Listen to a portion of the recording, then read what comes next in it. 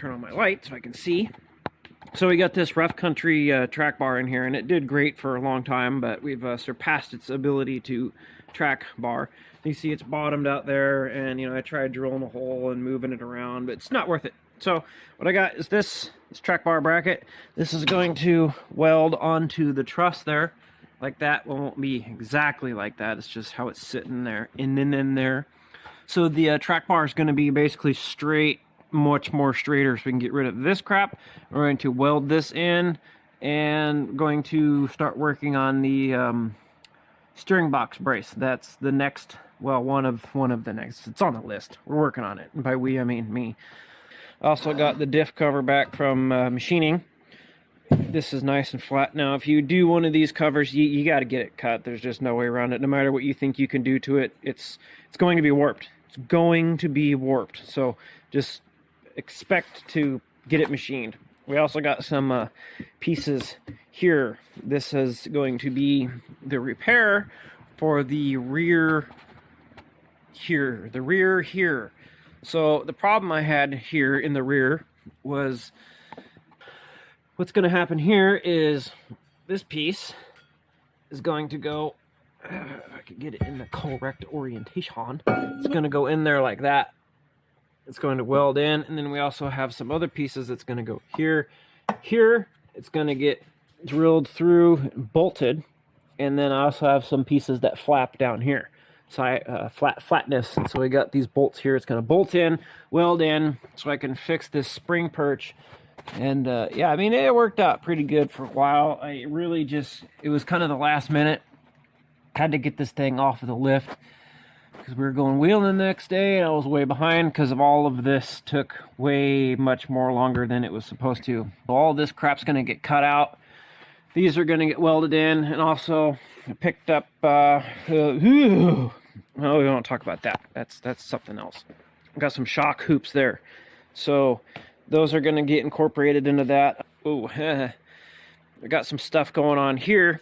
So the Liberty that I sacrificed for the rear end, I need to get rid of it. I need to make some room out there in my lot so I can get some more cars to come out here and sit and rot for a period of time until I get to them. So got the 3.7 545 RFE transmission, all of the wiring for it, PCM. I got the BCM in there, the fuse box, and the cluster. So I think, tentatively speaking, as of now, the plan is going to refresh that and make this thing run, and it's going to go in there.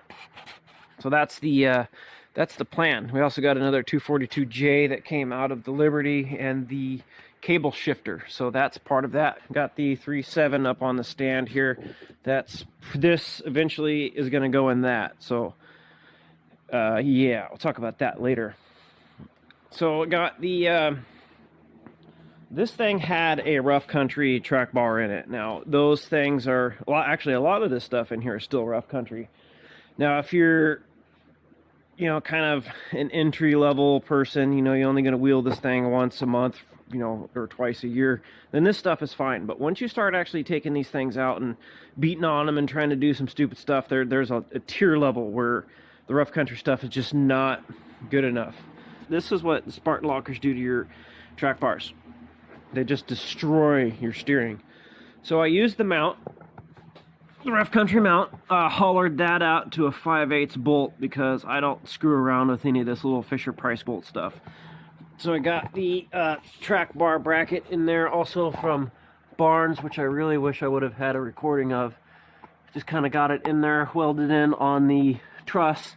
You can see it's basically level, which is kind of what I was going for. But the other problem now is that since the track bar and the steering is on a different plane, this thing steers like a, I don't even know how to explain it, but it's terrifying. I did have to hog those bolts out to 5/8 so I could put the 5/8 bolts in there with the 3/4 Heim and a misalignment spacer. So that is one problem solved. Now the other problem now is that we created a steering problem. So I have the WJ steering stuff that's going to be going on here eventually. I got some other stuff coming in the mail. I got some 10 factory chromos coming for the Dana 30, and I got some DV8 bump stops for a JK that's coming So yeah, this is just a disaster back here because I took all the stuff out to kind of clean it up, and then I had to work on other stuff. So now we're back. Got the shock hoop on this side welded in.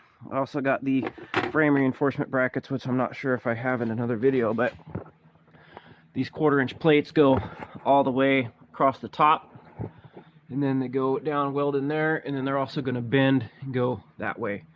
Only got one so far, the other one's still in the mail. These are 14s. It's a 187762.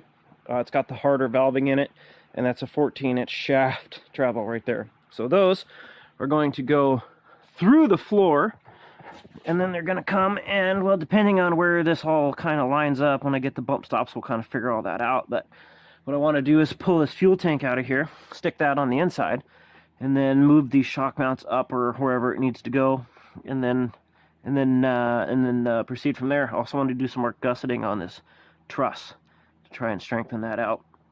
So I got buddy's birthday last weekend, and I got wasted. And we decided to take his Ranger out and get it stuck in a pile of gook. And so I drove this thing to his house about 8 miles before I realized that the cover for the diff was sitting right there with the spacers for the bearings. And so I drove it 8 miles with no cover on it and no fluid in it. So that's a really good job, guys. Good job, good planning.